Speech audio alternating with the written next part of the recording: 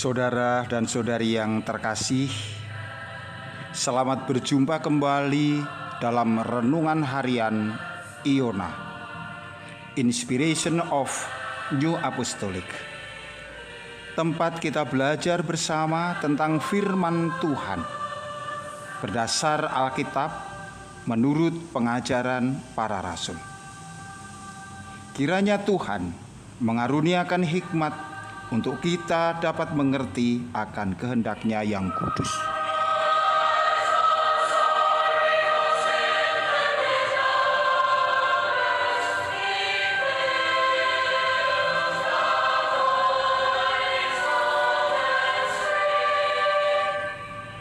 Pada edisi yang kedua ini, renungan kita didasarkan pada kitab Kejadian pasal 1 ayat 6 sampai dengan 8. Berfirmanlah Allah, jadilah cakrawala di tengah segala air untuk memisahkan air dari air. Maka Allah menjadikan cakrawala, dan Ia memisahkan air yang ada di atasnya. Dan jadilah demikian. Lalu Allah menamai cakrawala itu langit. Jadilah petang, jadilah pagi. Itulah hari kedua.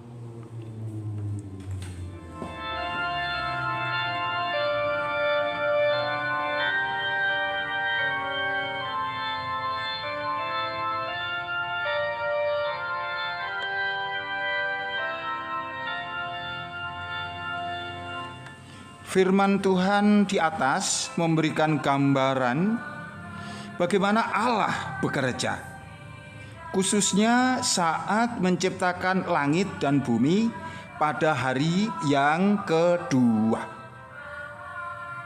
Berapa luasnya langit? Adakah yang mengerti batas-batasnya? Setinggi apakah itu? Kita hanya bisa mengatakan bahwa langit itu luas, tinggi, dan tidak berbatas. Menyelami fenomena yang luar biasa ini, pastilah timbul di dalam hati manusia sebuah pertanyaan. Ini sungguh luar biasa dan dahsyat. Pastilah jauh lebih dahsyat Dia yang telah menjadikannya. Kekaguman kepada kuasa Allah semakin dalam ketika kita menyadari siapakah kita, manusia yang kecil, ciptaan yang lemah dan banyak kekurangan ini.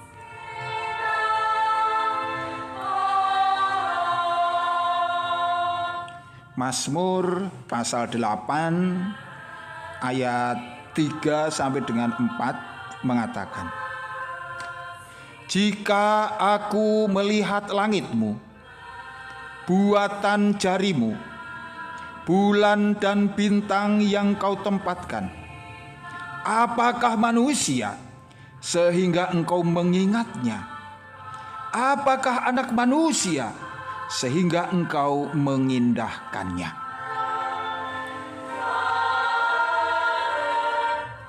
Menyadari bahwa manusia adalah makhluk yang sangat kecil, lemah, dan menyandang banyak kekurangan, bukan berarti kita sedang meremehkan buah ciptaan Allah ini. Namun dalam hal ini, kita ingin menempatkan Allah pada tempat yang maha tinggi, yang mulia, yang besar dan agung, serta penuh kuasa, dan dengan disertai rasa syukur yang mendalam, kita suka dan rela untuk menempatkan diri kita, hidup kita di bawah kehendak-Nya yang kudus. Kesadaran ini hendaknya menempatkan kita pada tempat yang rendah, di mana kita menjauhkan diri dari sikap sombong dan tidak bersyukur.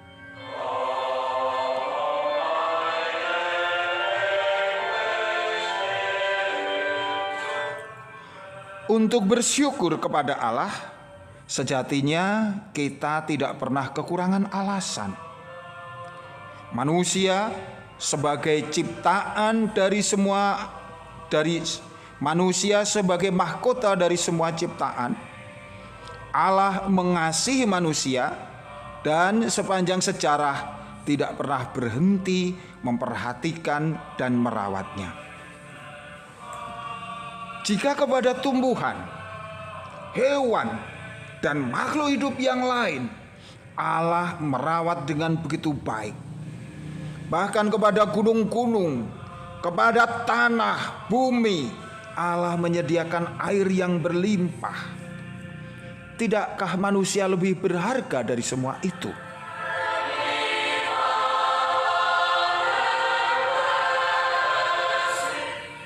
Mazmur 104 ayat 13 mengatakan, Engkau yang memberi minum gunung-gunung dari kamar-kamar lotengmu, bumi kenyang dari buah pekerjaanmu. Sebuah ungkapan yang sangat puitis. Allah memberi minum gunung-gunung. Allah menyediakan air yang berlimpah bagi tanah dan bumi. Ini juga menunjukkan betapa luar biasanya Dia yang telah menciptakan alam semesta. Berapa jumlah air yang telah Tuhan tempatkan di alam semesta. Kita tidak pernah tahu jumlahnya. Sedemikian banyak, sedemikian berlimpah, dan tidak pernah habis. Kepada manusia, bukankah kasih Allah jauh lebih dalam, jauh lebih tinggi, jauh lebih luar biasa?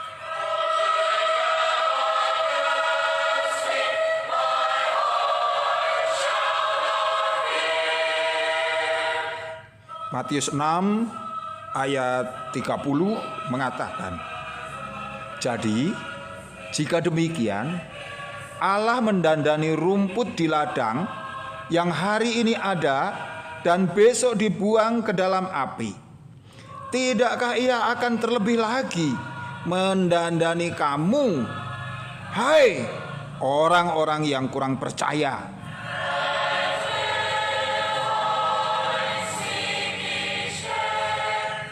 Orang seringkali memandang begitu sepele kepada rumput yang ada di ladang. Tetapi tidakkah kita sering menjumpai rumput-rumput itu memiliki bunga yang begitu indah, bermekaran di sana sini, yang mendatangkan kesejukan, kenyamanan, dan begitu memikat hati. Kepada rumput yang sedemikian sederhana, kecil, dan jarang diperhatikan orang, Allah mendandani dia. Allah peduli kepadanya. Allah memperhatikannya. Apakah yang demikian tidak membuat kita merenung? Bukankah Allah telah menjadikan manusia sebagai mahkota semua ciptaan? Ia mengasihi kita, Ia akan merawat kita lebih dari semua ciptaan yang ada. Seruan Tuhan dengan mengatakan, Hai orang-orang yang kurang percaya, ini menunjukkan bahwa hendaklah kita percaya kepada Allah. Kita mengandalkan Dia. Kita tidak ingin menyaksikan kuasanya, kemurahannya atas hidup kita. Kita ingin menaruhkan segala kekhawatiran kita kepada Dia, karena Dia yang merawat kita, Dia yang memelihara kita.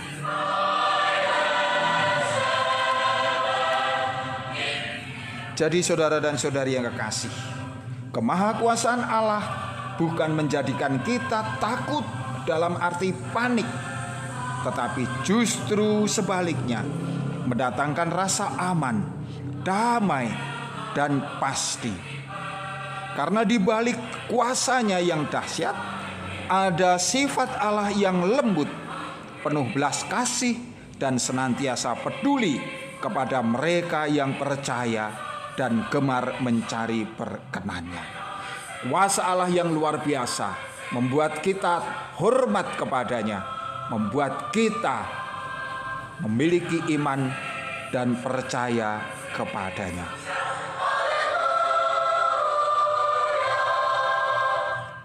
Boleh jadi keadaan dunia semakin hari semakin hingar-bingar, bahkan juga kacau. Demikian banyak pengaruh-pengaruh roh penyesat menyerang kita, yang semua itu tak urung mendatangkan rasa khawatir. Tetapi marilah kita selalu ingat, ada Allah yang mendukung kita, yang menyediakan bagi kita kebutuhan hidup kita, untuk yang jasmani maupun yang rohani. Ada Allah yang membela kita dari kelemahan-kelemahan yang ada, dari akibat-akibat dosa yang hendak membinasakan. Ada Allah yang senantiasa setia mendukung kita.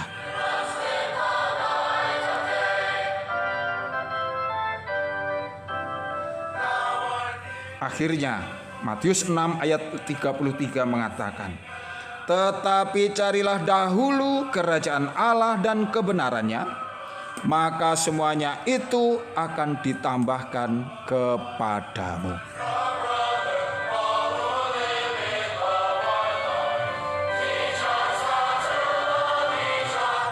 Saudara dan saudari yang kekasih, demikianlah renungan kita kali ini. Semoga damai sejahtera Tuhan senantiasa menyertai kita sekalian. Haleluya, amin.